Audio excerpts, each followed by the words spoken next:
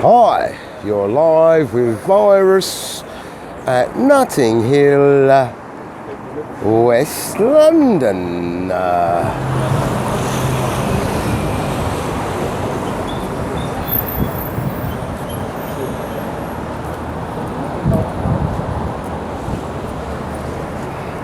On a stunning, warm Saturday tea time. Okay, and today's episode is called Spring Break, with an eye to bank holidays in May approaching. Plus, a belated happy birthday to the inimitable Mr. Noor. Gonna check in a bit later on today, actually. Okay, so today's format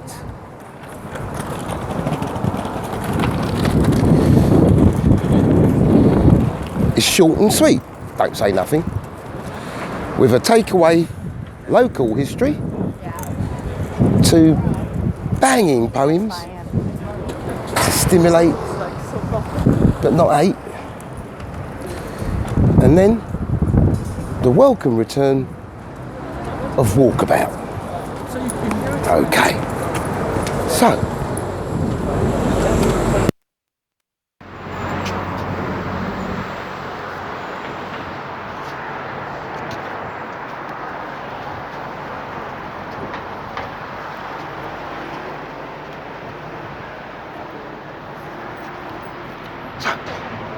Notting Hill is an affluent district of West London, England, in the Royal Borough of Kensington and Chelsea. It's known for being a cosmopolitan, multicultural neighbourhood, and it hosts a Notting Hill Carnival every August bank holiday, pandemic permitting, and the famous Portobello Road Market. Alright. It's got a long association with artists right back to the end of the 19th century. Yes, okay.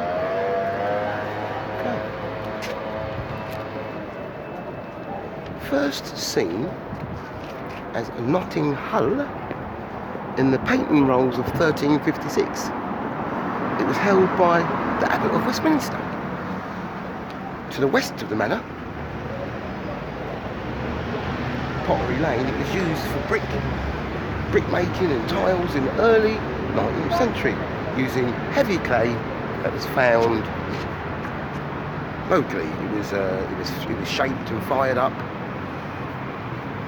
in local kilns. The only one that still exists in London is in Walmer Road. Right. Same area was used by pig farmers who were excluded from the nearby Marble Arch areas. So, as you can see, the area was, well, as you can hear, the area was rural right up until the early 19th century. Now, the Ladbroke family was Notting Hill's main landowner. Alright? And from the 1820s, James Weller Ladbroke started to expand and develop the Ladbroke estate. Originally it was to be called Kensington Park, and local roads like, Kensington Park Road and Kensington Park Gardens, they're reminders of that.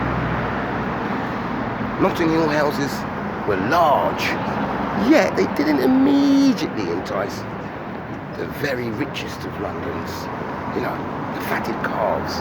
They still preferred to stay in the fat lands of central London, such as Belgravia and Mayfair.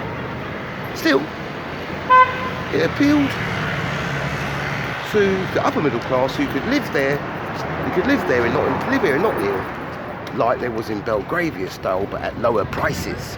Okay.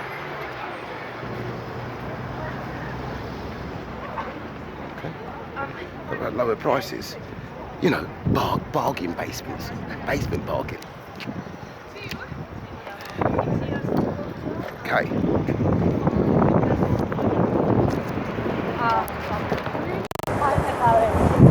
Lovely. Okay, so Come the early 20th century, middle class households kind of stopped employing servants. Yeah, and as a result, the large Notting Hill houses lost their market and they got split up into multiple occupancies, you know, that we all know and love today. And then during World War II and the Blitz, many buildings were damaged and destroyed. And then after the war, Notting Hill image was one of down at heel, really cheap lodgings, you know. And this was epitomised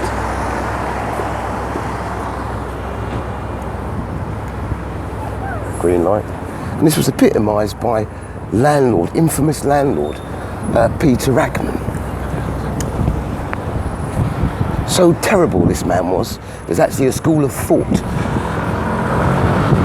named after him called Rackmanism. Okay. Also, John Christie of 10 Rillington Place, serial killer. Not a great advert for the area, one might say. The areas to the north, east of Notting Hill, i.e. Goulburn, were particularly known for being, in the words of Charles Booth, the worst areas in London. Rah.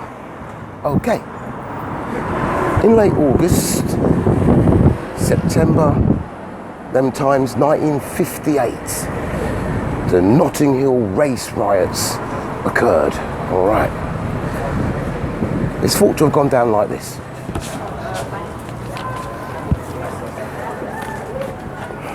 Gang of white ute attacking a Swedish woman, Margaret Marrison, wife of West Indian man Ray Marrison. Later that night,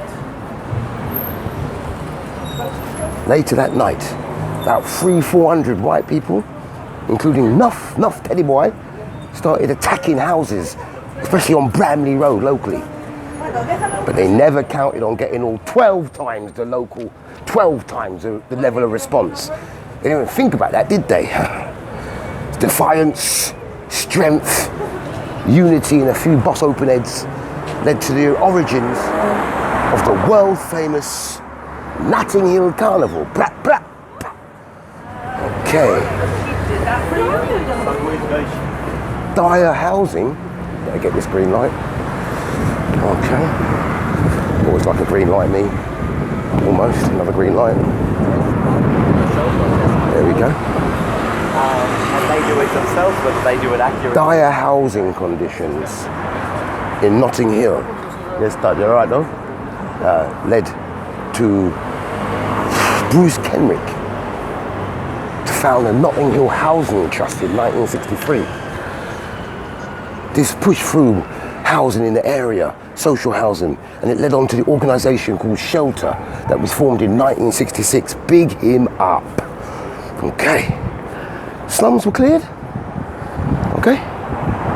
And during the redevelopment there of the 1960s and 1970s, all right, that's when the Westway flyover was built.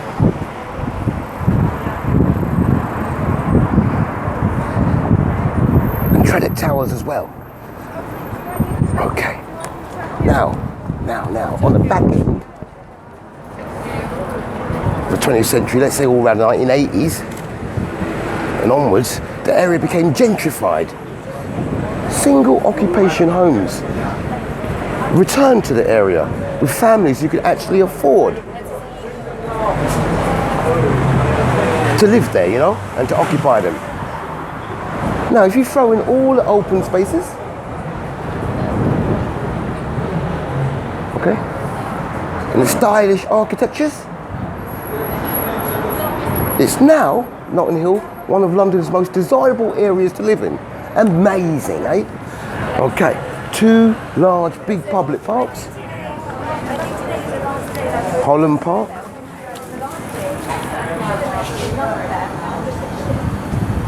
And Kensington Gardens are on the doorstep. Plus, Hyde Park is less than a mile away. Even some of the most decrepit, run-down streets from the previous times are now eminently desirable and exclusive, such as Ledbury Road. Okay. So, notable residents and areas: Damon Albarn from that band Gorillaz. Hello. George Orwell, author. David Cameron, George Osborne, Michael Gove, also known as the 3 Degrees. Okay, take a left, take a right, take a left again. See what's going on. Live there, as well as, okay, my favourite, green light, John Christie, serial killer. Alright, so on to today's first poem. And that one's called St. George's Day. 1, 2, 3. St. George's Day. Or perhaps, okay, perhaps my patriotic friends can look away. After all, like the virus, I won't play. Real name is the Feast of St. George, celebrated by Christian churches, where the patron saint is St. George, some of which are Spain, Portugal, Bulgaria, Palestine, Serbia, Romania, and England. So, St. George himself, hero of England and used as an extremist icon. Who is this guy? George of Liza, perished 23rd of April in the year 303 AD. His dad was Turkish and his mother was Palestinian, and he was a soldier in the Roman army. He was a Praetorian Guard. So, not a skinhead then. Sorry, I digress about that, my friend. I digress, my friend. Here's the religious bit. Executed by Rome for retaining Christian doctrines which had found in his heart a home. As a soldier, he is the military's saint. Then there's the dragon. Okay, before we start, the dragon legend started 900 years after he died. But mythology don't give a fart. Well, patriots, not having a dig at ya, but all of this happened over in Libya. The dragon besieged a town, demanding 2 sheep a day.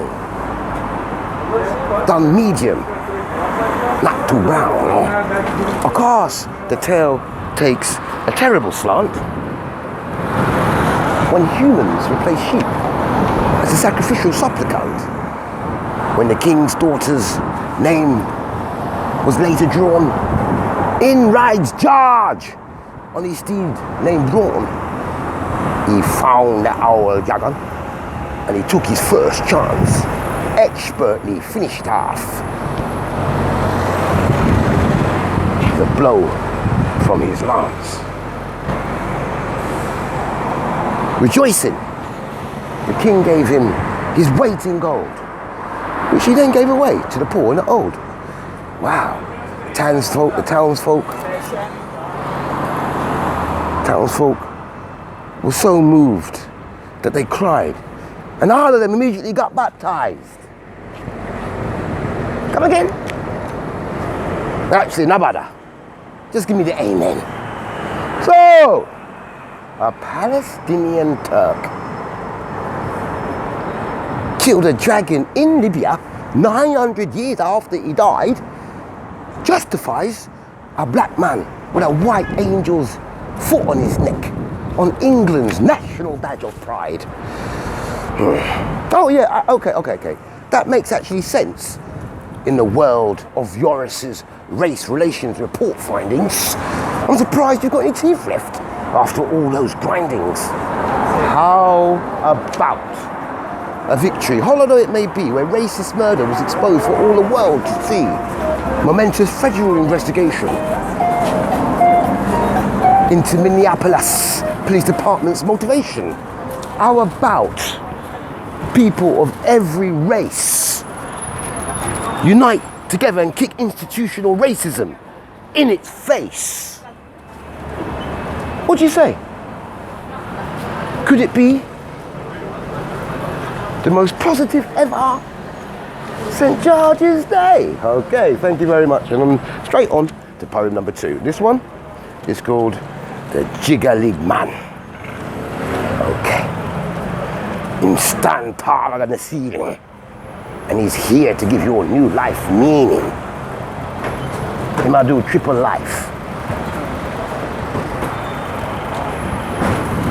And sleeps with a Bowie knife.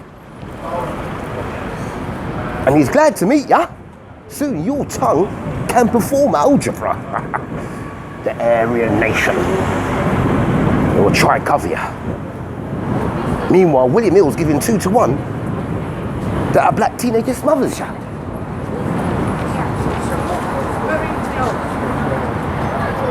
Where you're going, they got something called kangaroo court.